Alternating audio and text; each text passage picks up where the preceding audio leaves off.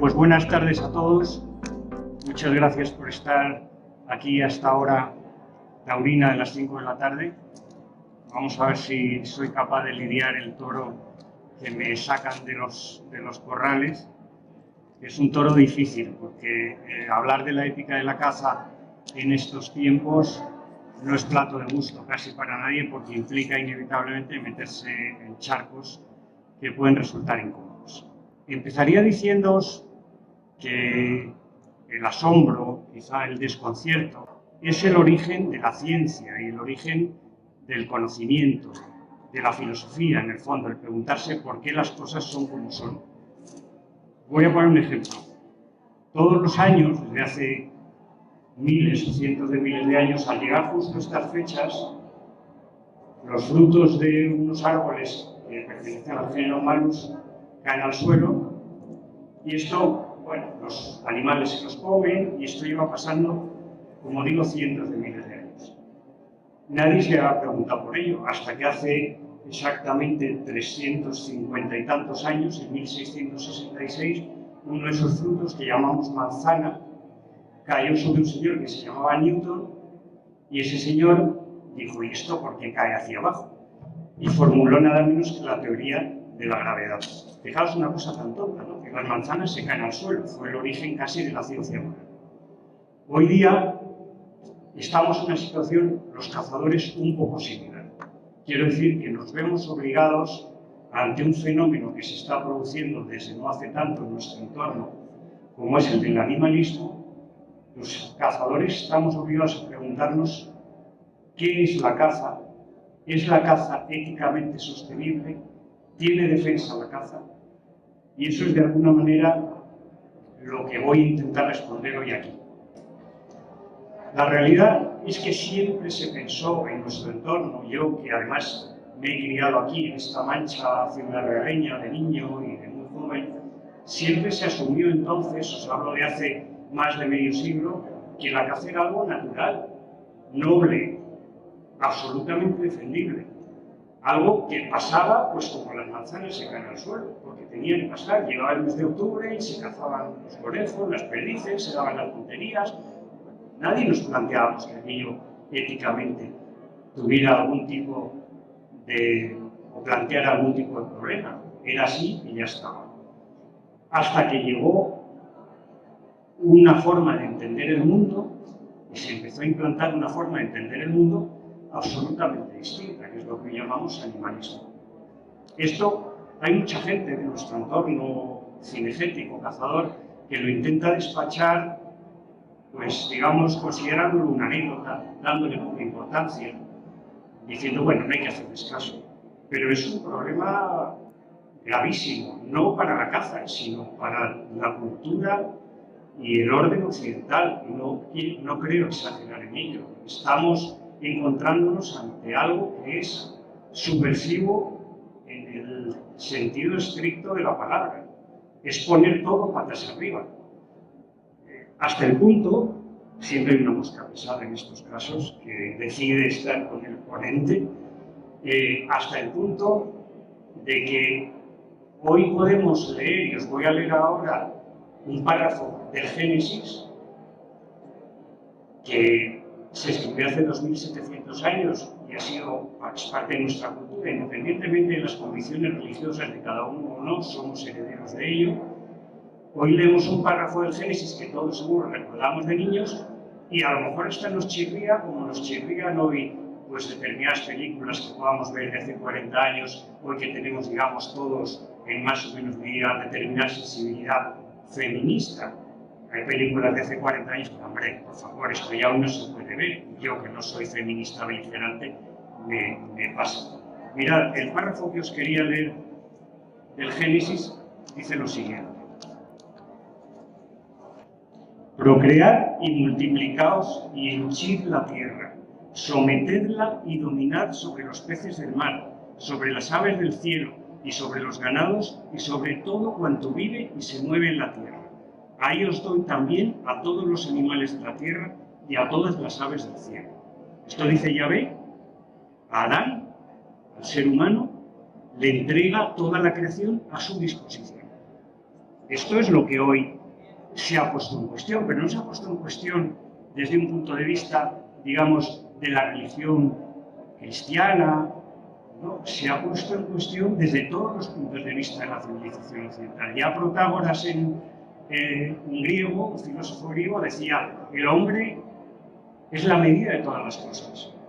Hoy día parece que no queremos oír esto, ni queremos escuchar lo que decían pues, los renacentistas o los sabios de la Ilustración, que siempre consideraron algo muy claro.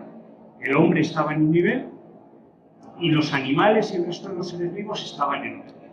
Hoy resulta que lo que tenemos es, no voy a decir una mitad de la población, pero un porcentaje muy importante de nuestra población que ha llegado a la conclusión de que los hombres somos organismos pluricelulares, que estamos aquí por mera casualidad, exactamente en pie de igualdad con una mosca, esta que me está dando la lata, con una rata o con un corzo. Es decir, no tenemos, ni vosotros que estéis sentados ahí, ni yo, mayor jerarquía que ninguno de esos animales. Eso es en el fondo lo que subyace en el animalismo. El animalismo olvida la realidad existente, no solo olvida las tradiciones, sino quiere reinventarse lo que es la naturaleza, que los que como niños hemos vivido lo que es la vida y la muerte, la caza no del hombre, sino del zorro sobre el conejo, del águila sobre el perdigón, del lobo sobre el corzo, sabemos que es la realidad de la naturaleza. El motor evolutivo es comer y no ser comido. Bueno, pues esto el animalismo no lo quiere entender. Hace dejación de la realidad natural y recurre a algo que un filósofo, en una charla que hubo sobre esto, unas jornadas que hubo en el Senado de España en las que yo participé, un filósofo francés mencionó y me pareció realmente inteligente. Dijo: es que los animalistas son urbanos, solemos llamarlos urbanitas, desconocen el campo, se reinventan la realidad, han visto películas de Walt Disney, no han visto nunca lo que yo he contado recientemente, como a mí, cuando yo tenía pajarillos en jaulas por aquí, por Ciudad Real en verano, y me apareció una culebra que se había metido dentro y se había tragado mis pajarillos. Yo solo he vivido de chavalín, con lo cual a mí que no me cuentan películas de Walt Disney. Bueno, pues el urbanita que no conoce eso se reinventa la naturaleza a su gusto y se la reinventa, que es lo que decía este filósofo, ¿a partir de qué? Del único animal que conoce. ¿Sabes cuál es? La mascota. Entonces, claro, la mascota, que es un animal al que se le atribuyen cualidades humanas, a la que se pasea por los parques con abriguitos y hasta en cochecitos de bebé, pues señores, ¿cómo podemos entendernos con estas personas que viven en un mundo irreal, onírico, mientras que nosotros seguimos pensando que el hombre tiene que participar de ese rito de la depredación que es la caza? Voy a intentar ir un poco más de deprisa porque no he pasado en la primera página y a este paso, bueno, me pilla el toro, ya que empezamos con un símil taurino.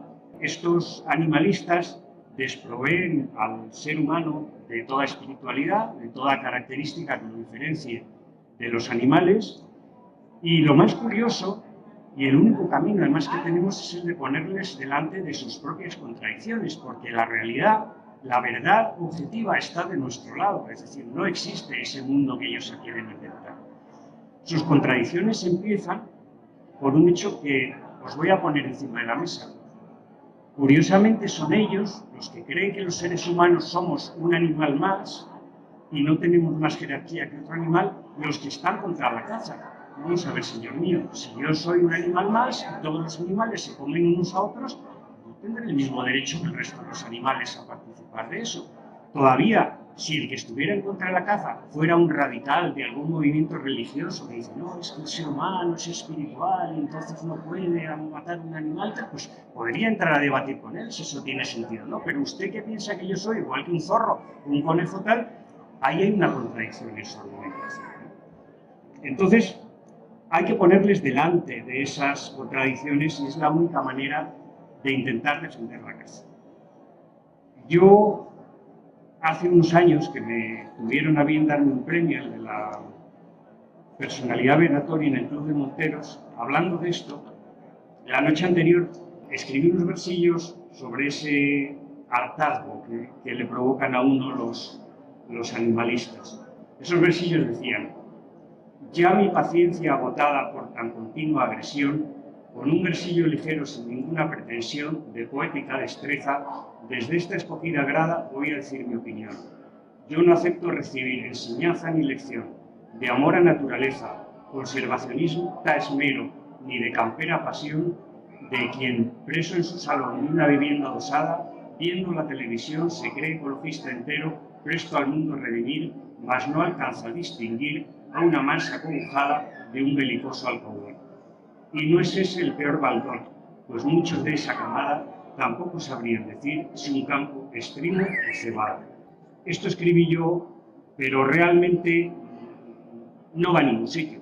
Es decir, estamos nosotros seguramente todos los que estáis aquí de acuerdo, los que no estén de acuerdo no les va a valer para nada y fue un desahogo. Pero bueno, volviendo al inicio de esto, que es la ética de la caza, el motivo que me trae hoy aquí, hemos meditado ya juntos un poquito sobre qué nos hace tenernos que plantear esto, que es esta corriente que nos acorrala del animalismo. Hemos mencionado por encima las contradicciones del animalismo y tenemos que defender la caza, pero para defenderla lo primero que tendríamos que hacer es definirla, porque a lo mejor no estamos todos de acuerdo en qué es la caza. Y a partir de esa definición encontrar argumentos que nos permitan sostenerla éticamente. Buscaremos después esos argumentos positivos a favor de la caza, pero primero vamos a darnos cuenta de que hay toda otra serie de argumentos que no son válidos en esta discusión y que muchas veces, desgraciadamente, recurrimos a ellos y solo a ellos. Me refiero, por ejemplo, a los argumentos legales. El decir, es que la caza es legal, es un argumento tan endeble, porque las leyes se cambian. Luego, decir que algo es legal no lo valida éticamente ni lo defiende. La defensa con argumentos económicos es más sólida, pero también es ineficaz. Estamos aquí hoy en Fercatur, evidentemente porque la caza mueve un sector económico. Estamos aquí en un pabellón, Diputación de Ciudad Real, consolidación, Ática, etcétera, etcétera. Hay dinero por detrás. Yo sería un inconsciente si pensara que el mundo es ideal y que no hay economía. Pero tenemos que darnos cuenta, y ya cambio de tercio, que simplemente con que alguien nos dijera que la prostitución o la droga mueven más dinero que la caza, estamos muertos en nuestra argumentación. Es decir, es muy valioso encontrarnos con ese famoso estudio que hizo Artemisar con Deloitte sobre la economía de la caza y cuánto mueve, y al final siempre se recurre a ello. Pero ese tiene que ser una apoyatura de una argumentación que tiene que estar basada en hechos mucho más sólidos, que buscaremos ahora después, que son historia, antropología, etcétera, etcétera. Y tampoco nos vale un argumento que ahora cada vez está teniendo más fortuna, que es el argumento que yo llamo utilitario. El decir, hombre, es que la caza es necesaria, hombre, es que hay accidentes de tráfico, hombre, es que los jabalíes se nos meten en los parques, hombre, es que tal... Vamos a ver. Ese es un argumento también de segunda. Es decir, es muy real, porque hoy día la naturaleza requiere, y volveré luego sobre ello, de gestión y requiere, por tanto, de la herramienta que es la caza. Pero podemos lograr, si solo utilizamos ese argumento, que la caza se acepte por la puerta de atrás, como una actividad, bueno, necesaria, como hay que limpiar alcantarillas, pero nos llevarían a ese camino en el que yo creo que no debemos querer entrar, que es que lo hagan otros en nombre de los cazadores, que lo hagan a ocultas, que se haga con mala conciencia. Y sí, bueno, es que hay que hacerlo, señores, hay que hacerlo, pero además les voy a intentar demostrarles que la caza es la actividad nobilísima que el ser humano ha hecho desde el origen de los tiempos.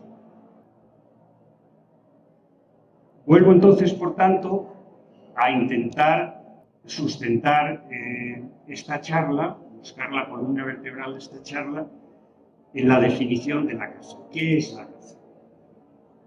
Ya lo hemos mencionado un poco de pasada antes y, bueno, no puedo leerlo porque había hecho una foto en la exposición magnífica que tenéis ahí de los Garoz, donde dice algo así como que la caza es aquello que un animal hace, el esfuerzo que hace un animal para apoderarse de otro con el objetivo de comerlo. Bueno, vienen a decir, seguramente que lo conocen, lo mismo que dijo Ortega y Gasset en el famoso prólogo, que si no habéis leído os recomiendo, que nadie le tenga miedo a que piense que es filosofía, es lo más jugoso, entendible que se ha escrito nunca en el mundo sobre la caza. Decía Ortega, el propio Ortega, que la claridad es la cortesía del filósofo, y lamentablemente en España no se le lee, bueno, se lee poco, no se lee casi nada, pero yo os puedo decir que he tenido la suerte de encontrarme en remotos, no una ni dos veces, sino más, en remotas cabañas de los Alpes, muy lejos de cualquier sitio civilizado, donde solo había un libro, y ese libro son las Meditaciones sobre la caza de José Ortega y Gasset, traducidas al alemán.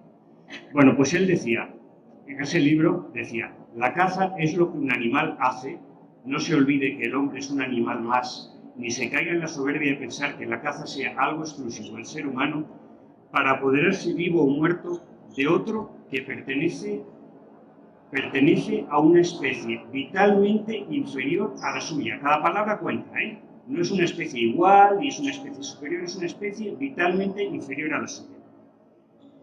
Él vuelve a decir aquí lo que yo ya he mencionado antes, la caza humana es común a la caza que se da en toda la naturaleza.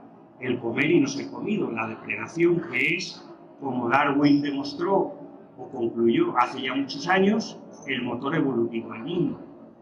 Es lo que hace que el depredador sea más ágil, porque la presa a su vez es más ágil y el depredador vuelve a ser más ágil, y eso ha hecho que el halcón peregrino pues, tenga un picado de 360 km/h para poder capturar una paloma, ¿no? Ortega termina de decir algo también muy importante, que en la caza esa distancia entre las dos especies, el depredador y la presa, el cazador y lo cazado, no puede ser tampoco excesiva si debe haber caza. Y recurre a una frase, un aforismo latino, que es aquila non capit muscas. El águila no caza moscas, y lo entendemos muy bien. En el momento en que la diferencia de metabolismos, de desarrollo, de capacidad de respuesta entre el cazador y la presa es excesiva, ya no hay caza. Él lo dice, si el hombre desea cazar, tiene que hacer concesiones a su superioridad, la que tenemos inevitablemente gracias a nuestro intelecto con la técnica. Dice, si no lo hiciera, no solo destruiría a los animales, sino que destruiría de paso mismo el cazar mismo que le ilusiona. Hay por ello en la caza como deporte una libérrima renuncia del hombre a la supremacía de la humanidad. Esta es su consustancial elegancia. En vez de hacer todo lo que como hombre podría hacer, liga sus excesivas dotes y se pone a imitar a la naturaleza. Es decir, que por su gusto retrocede y reingresa en ella. Terminaremos con esto porque es la idea quizá más bonita, la de que la caza es un mágico camino que permite al hombre darse lo que él dice unas vacaciones de humanidad y reingresar en eso que fuimos cazadores del Paleolítico. Esta necesidad de que no haya una excesiva superioridad entre el hombre y la pieza cazada es seguramente, no seguramente, sino es seguro, la razón de que, por ejemplo, cada vez más gente, sobre todo la gente joven, esté en el camino de la arquería, de renunciar a determinadas cosas. Que, ojo, yo esta charla no voy a opinar sobre la ética de cada uno, que cada uno debe mirar a sí mismo. Yo voy a decir lo que creo que es la caza y que luego cada uno piense. Y además cada uno tiene sus propias circunstancias, no es lo mismo tener 25 años que tener 50, no es lo mismo cazar en un sitio que en otro, no es lo mismo, en fin.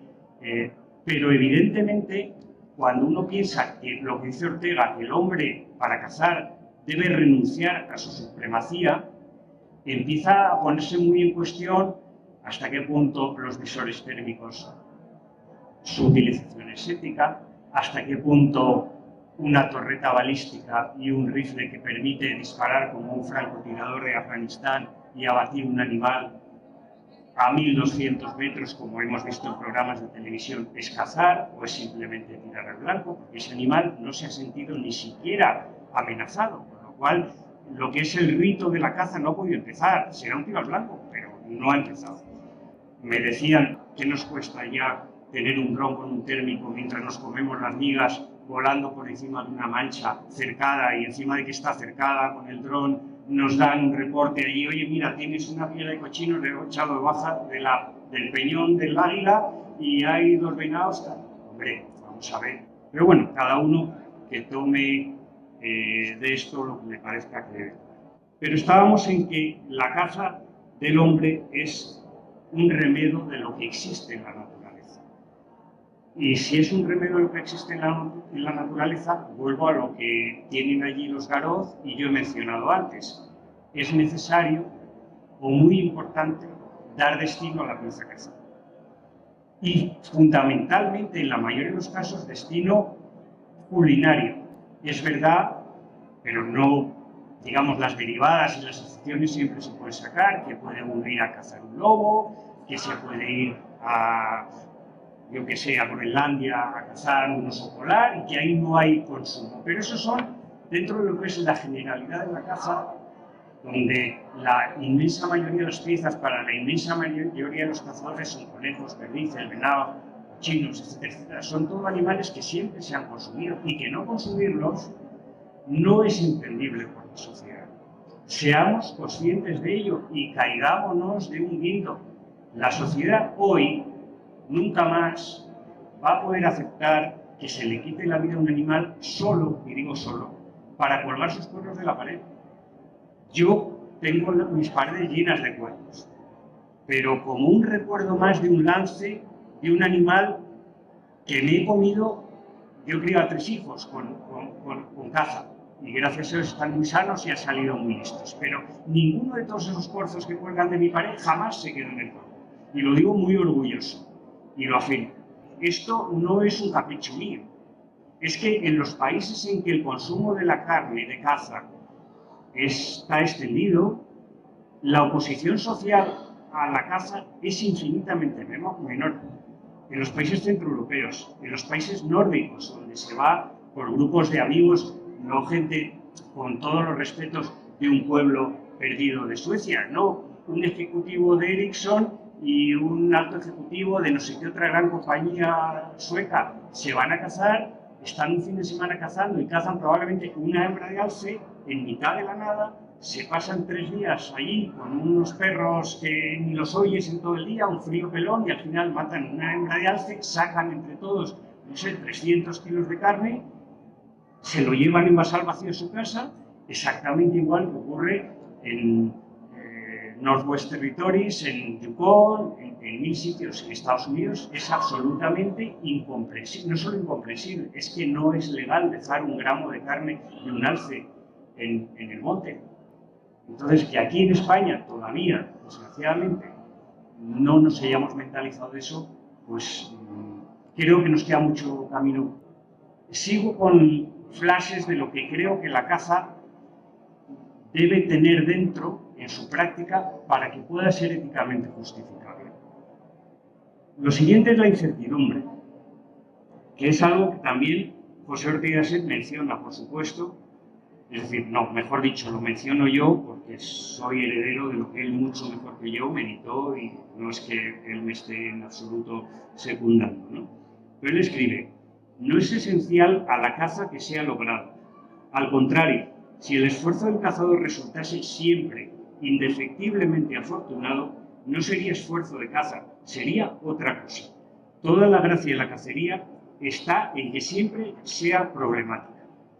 La contraposición entre la siempre improbable y dificultosa obtención de proteínas por parte del cazador paleolítico, esto ya es mío, no es de Don José, y la garantía de suministro que la ganadería, que vino luego, a partir de la revolución neolítica, proporcionó al ser humano, permite intuir bien que la suerte es la parte constitutiva y diferencial del hecho cinegético.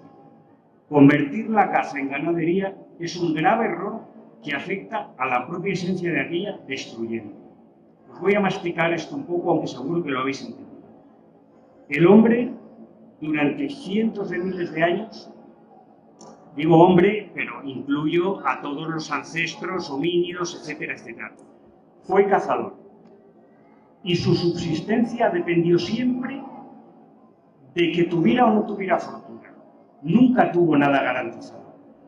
Es tan importante entender esto que incluso debemos darnos cuenta de que el patrón de selección que durante esos cientos de miles de años funcionó para nuestra especie, para los que estamos aquí, para los genes que llevamos, que tenemos, que condicionan nuestro metabolismo, el patrón de selección fue ser bueno o mal cazador.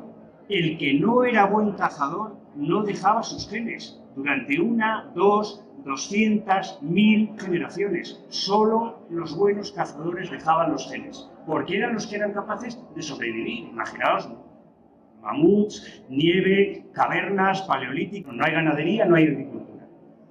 En determinado momento el ser humano, en el creciente fértil, en Mesopotamia, da la revolución, lo que Sonia Cole, un antropólogo, llamó la revolución neolítica. El ser humano se da cuenta de que puede cultivar determinados animales, puede cultivar determinadas plantas, las va transformando y tiene un gran avance, que es decir, yo ya no tengo incertidumbre, yo sé que tengo ahí un rebaño de ovejas y sé que tengo trigo, es verdad que dependeré de si llueve, no llueve, pero bueno, ya no es lo mismo. En el momento en que desaparece la incertidumbre de la caza, ambas facetas o formas de entender la actividad del ser humano en la naturaleza se disocian. Y siempre he pensado que no es casual que en el Neolítico fuera también cuando se inventó la moneda, la transacción económica. Antes de eso, si habéis visto reportajes de pueblos primitivos que todavía existen y tal, bueno, pues es en una economía de trueque, no hay prácticamente propiedad privada, o sea, se venía en otro mundo. Nosotros ahora vivimos en un mundo en que todo es yo te doy, tú me das, yo pago.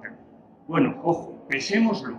Cada vez que vayamos a hacer una cacería, pues hasta qué punto, si yo estoy pagando por algo y el objeto por el que pago es muy inmediato, estoy estropeando la esencia de esa cacería. Yo creo que mucho, porque le hacemos desaparecer la incertidumbre.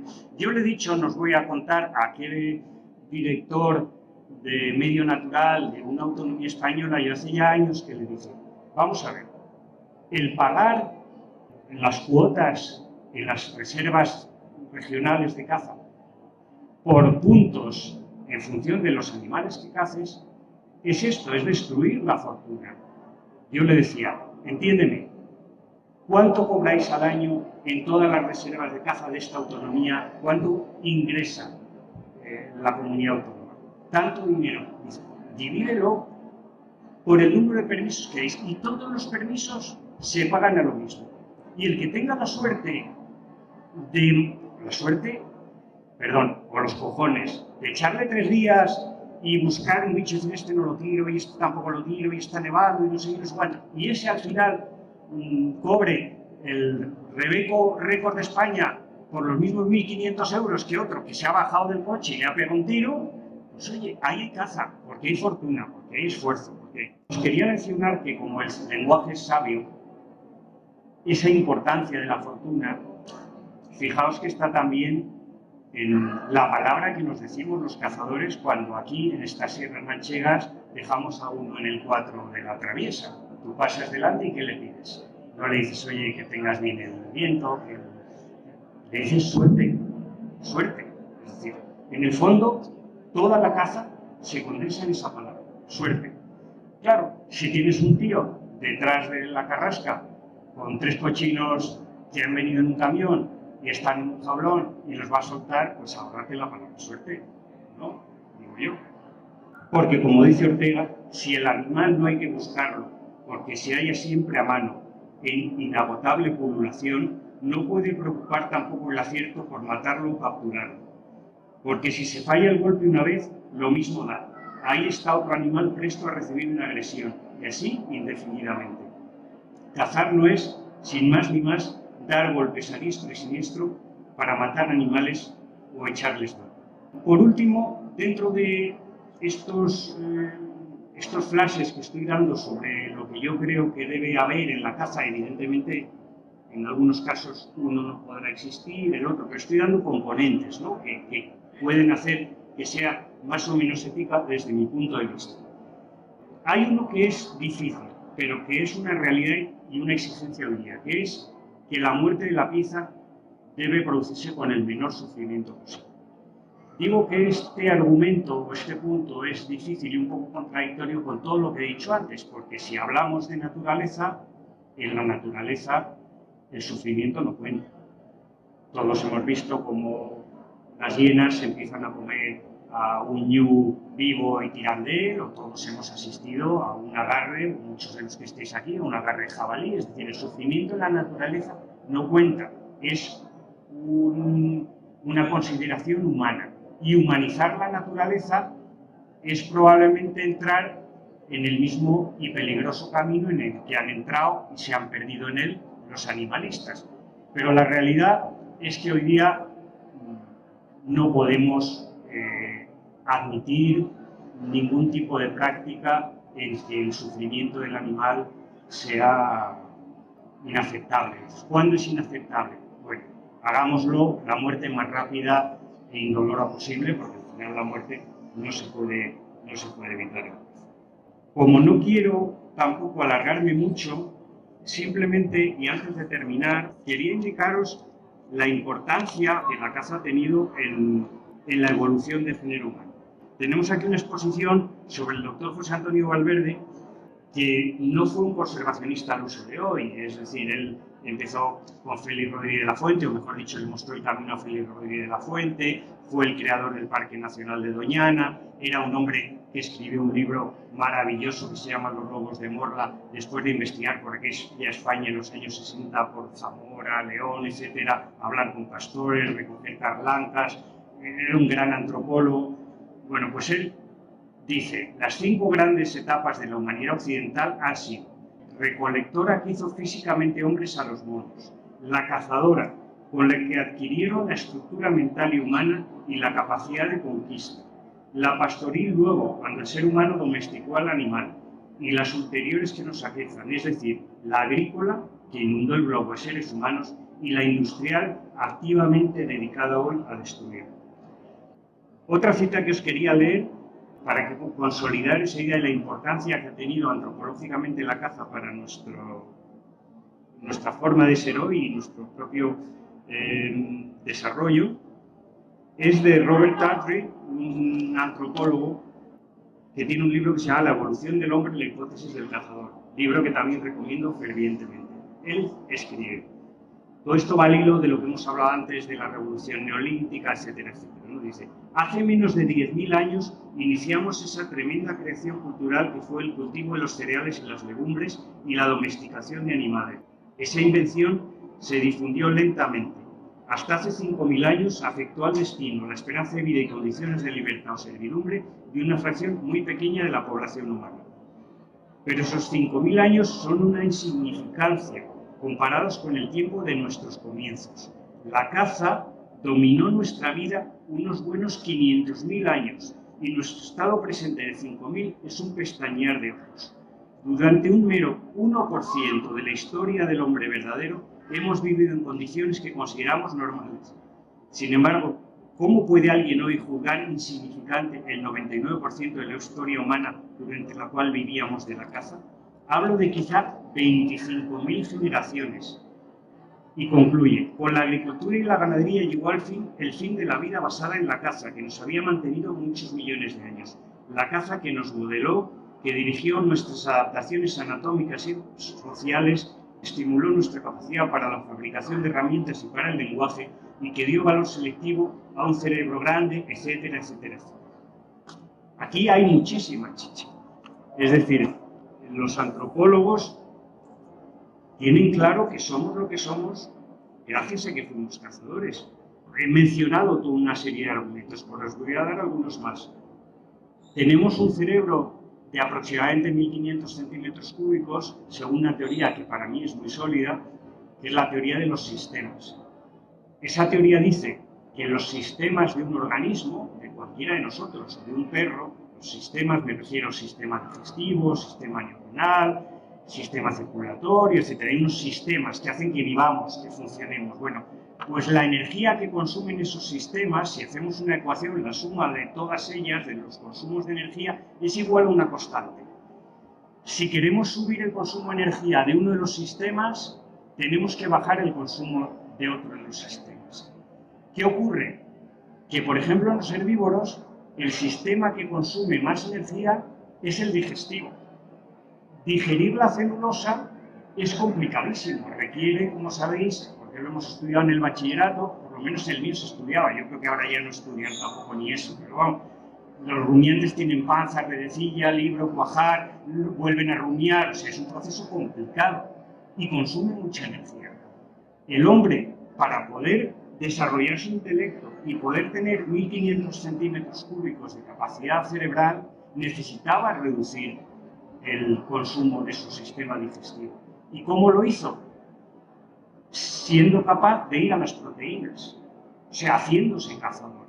Hay otra teoría que se refiere a que también el pensamiento abstracto tiene que ver con la caza. Hay un libro interesantísimo que dice que el ser humano, rastreando en esa cacería que todavía se puede ver de los bosquimanos, que con una flecha envenenada disparan un oryx y luego el oryx corre, por supuesto, porque va a tardar a lo mejor horas en morir por la flecha envenenada, pero ellos corren detrás del oryx, ¿no? Por las huellas. Bueno, pues que el ser humano, que no tiene el olfato, por ejemplo, de un perro, para un perro de rastro, un rastro es un camino de olor, es como si tú coges una autovía iluminada, vas por aquí, a la derecha, a la izquierda, no tienes que pensar en nada. Para un ser humano que va corriendo por ahí, tiene que ir interpretando y por tanto deduciendo que una rama movida significa esto, que esta pequeña piedrecita que ya no está en su sitio significa lo otro, y provoca, según esta teoría, el origen del pensamiento del autor. ¿Qué más está en la caza? Algo que hoy está, por supuesto, entronizado como algo incontestable, que es el arte. Las primeras manifestaciones de arte son por ritos cinegéticos. Ahí tenemos, estoy viendo desde aquí, dibujos de cuevas del Levante español, Altamira, etcétera, etcétera. Son ritos propiciatorios los que hay detrás, pero que provocan el nacimiento del sentimiento artístico del ser humano, etcétera, etcétera, etcétera. ¿Cómo podemos, por tanto, plantearnos hoy que esta actividad, con todo lo que hemos dicho de ella, que será más o menos discutible en muchos puntos o en alguno, cada uno tendrá su opinión, cómo podemos plantearnos hoy que esto deba desaparecer y que no tiene ningún valor ni siquiera cultural? Pero todavía nos queda un último argumento, que es el que ya mencioné antes de José Ortega. La caza es el único camino que tiene el hombre para retornar a esa naturaleza de la que se escapó, esa naturaleza de la que hemos dicho que nuestra especie vivió inciertamente durante cientos de miles de años. Y nosotros, desde esa revolución neolítica de Sonia Cole, pues hemos creado ambientes artificiales. Yo soy arquitecto, hemos creado ciudades, esto está climatizado a 22 grados, si ahora voy al bar con un café, un croissant, es decir, tengo todo resuelto. Pero yo, gracias a la caza, puedo hacer lo que Ortega dice, que es darme unas vacaciones de humanidad. Fijaros qué expresión tan bonita, vacaciones de humanidad. O sea, yo cojo, hoy es sábado y ya mañana domingo me va a ser difícil, pero si yo me fuera mañana a mi Sierra Perdida de Soria, yo dejo mentalmente colgado en una silla mi circunstancia vital de español del siglo XXI, preocupado por si el proyecto que dejé un informe realizado el viernes saldrá o no saldrá. O sea, yo vuelvo a ser paleolítico, vuelvo a ser lo que siempre fue la naturaleza. Y en nuestra cultura, en la que todo lo que sea dar vías de escape, de ocio, además saludable al ser humano, es valorado, ¿cómo podemos ponernos esa cuestión? Voy a leeros para finalizar un párrafo también de José Ortega y Gasset que me parece excepcional. Es un párrafo además desconocido. Yo he tenido la fortuna de tener acceso a él por determinadas razones. Don José escribió: el hombre solo puede volver a la naturaleza cuando transitoriamente suscita en sí mismo lo que aún tiene de animal. Si queremos gozar de la dicha alta y pura que significa el retorno a la naturaleza, debemos buscar el trato con el animal del bosque, descender a su nivel, sentirnos estimulados por él, a competir por él, a perseguirlo. Este rito sutil es la caza, ya que la caza es imitación del animal. Solo para aquel que se entrega plenamente a la naturaleza, tiene el aire una forma más expresiva y la planta se llena de sentido y significado. Pero todo esto sucede porque el cazador, mientras busca las huellas del venado o acurrucado aguarda su aparición, se siente subterráneamente unido al animal. En esta mística unión con el animal se desarrolla inmediatamente una honda relación y el cazador comienza a comportarse como aquel y llega a hacerse uno con la naturaleza. Muchas gracias.